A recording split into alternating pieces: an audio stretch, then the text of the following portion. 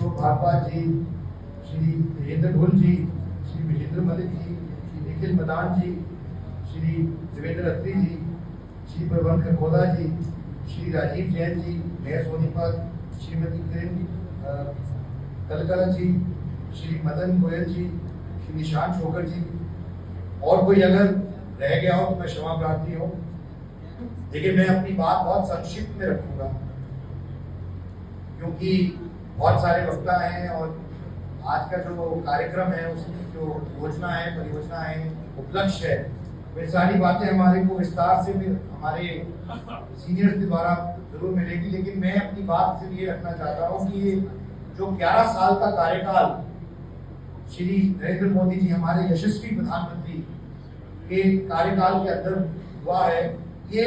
भारत के इतिहास में स्वर्ण अक्षरों में लिखा जाएगा। क्योंकि ऐसा कार्यकाल की जब भी चर्चा होएगी आने वाले समय में, तो चर्चा इन विषयों के ऊपर होएगी जहां पर हरियाणा और भारत का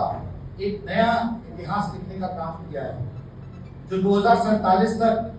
भारत को एक विकसित राष्ट्र बनाने का संकल्प माननीय प्रधानमंत्री श्री नरेंद्र मोदी जी ने लिया है, उसकी चर्चा होगी। क्योंकि ये एक सपना सिर्फ प्रधानमंत्री जी का नहीं है, ये सपना प्रत्येक व्यक्ति का है, प्रत्येक भारतवासी का है, प्रत्येक हरियाणा वासी का है।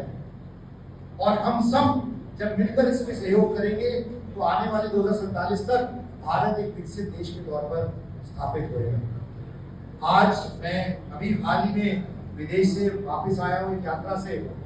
और मुझे आपको बताने में आज खुशी है कि जब हम अपना नीला पासपोर्ट लेकर एक भारतीय नागरिक के तौर पर दुनिया में जाते हैं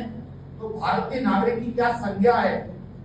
किस नियत से और कैसे भारत के नागरिक को देखा जाता है। आज दुनिया में भारत की क्या, मैं ये कहना चाहता हूँ कि दुनिया में भारत की क्या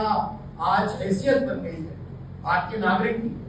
आज से 20 साल पहले जब हम लोग जाया करते थे तो भारत, नेपाल, पाकिस्तान, आसपास के देशों में हमें सामान्य नजर से देखा जाता था। आज भारत के नागरिक होने के नाते हमारे को एक इज्जत की नजर से देखा जाता है दुनिया में, हम जहाँ भी जाते हैं। उसका श्रेय केवल और केवल हमारे यशस्वी प्रधानमंत्री श्री नरेंद्र मोदी जी को जाता है, जिन्होंने कहा था